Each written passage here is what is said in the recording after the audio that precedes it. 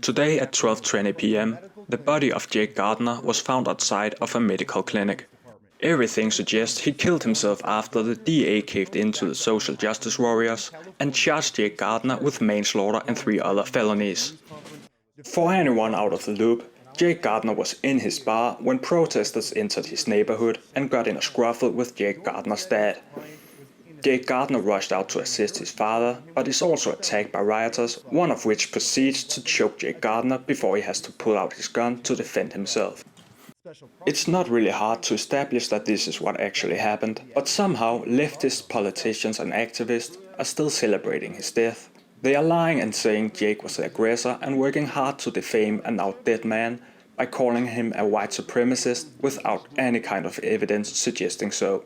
A lot of people are already making videos talking about this, but I found 2 relevant clips I think are very important to share, as they pretty much clear up any of the disgusting lies surrounding the incident. I would love to show the video of the incident, but I'm pretty sure it's against YouTube guidelines.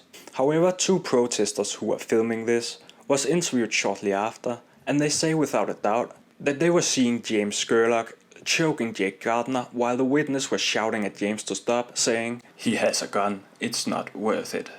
Here's a clip I found on a pro-Black Lives Matters channel, where the witness clearly describes James Skurlock as the aggressor. Okay. Because I was like, hey, stop. I was like, he's choking him, blah, blah. Like, what is he doing? He has a gun, he's choking him. Right. And right after that escalated, gun. I'm not, like, I'm a bigger man, I was going to help him, but I'm not going to step in and risk a gun. Right. The second clip I want to show everyone is to address the defamation. The wild lies that Jake Gardner was an unsympathetic white supremacist have no substantiation whatsoever. Jake Gardner has been talking with news twice since 2016. Once was when he took down the gender signs to the bathrooms of his bar to make it more inclusive. The other was when he defended women attending an anti-Trump rally. Both of these should be very appreciated by the progressive movement, yet they are still defaming and demonizing his memory. Here he is being interviewed at the rally. You decide if you think this guy is a monster or not. And then Jake, what brings you to DC? I'm here for the inauguration. Okay, I understand you were a volunteer for the Trump campaign? Yeah, I was a volunteer for the Trump campaign in Nebraska, California, and Michigan.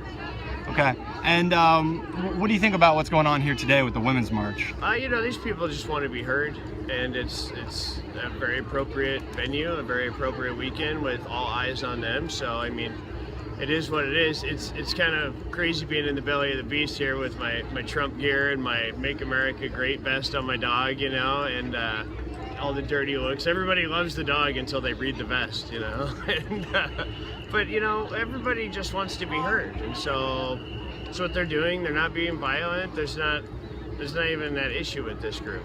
Do you think they're justified in some of their criticisms of the new president? I do. I mean, everyone's justified in their criticisms. You can't tell anybody what they're entitled to feel on any level, you know, and if somebody feels that this is something that's going to get in their way, I could see the women's rights argument against the conservative right, with Mike Pence being the vice presidential choice, you know. That's all I had for this time. Jake Gardner did not deserve any of this. May he rest in peace.